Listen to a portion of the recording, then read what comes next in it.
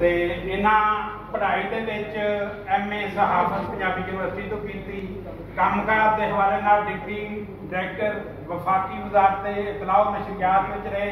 मौजूदा सैकटरी पंजाबी अदबी बोर्ड पाकिस्तान पंजाबी अदबी बोर्ड ते पर्चियां की अदालत चीफ एडिटर की हैसीयत नाल माहनामा माहिनो देखो ना बड़ा बड़ा ना है, एक भरपूर तालियां नाल मुसलसल चलना।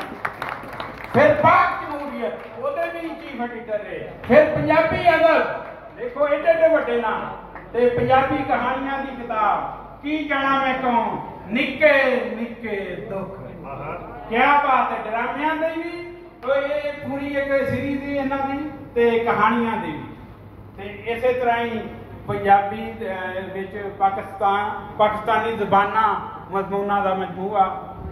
फिर हट वर्ती मैं जो इन्हां दी हट वर्ती पढ़ी ना कसियां का पानी इन्हां लिखी ते मैं इन्हां दे दफ्तर जाके इस तो पहले एक तकरीर सी अपना अकादमियत दी उहदे विच मैं इन्हां नूं कहा मैं क्या पहली बारी मैं देखिया कि इन्ना सच किसी ने लिखिया।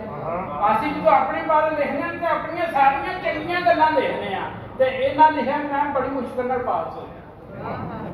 यानी इहो जी गल असीं ते जमानरू ही कहने असीं पुत्तर दा जगीरदार दे नहीं इन्हें क्या है मेरी मां स्कूल पढ़ाती थी, सारा सिलसिला सी सारा जिस स्कूल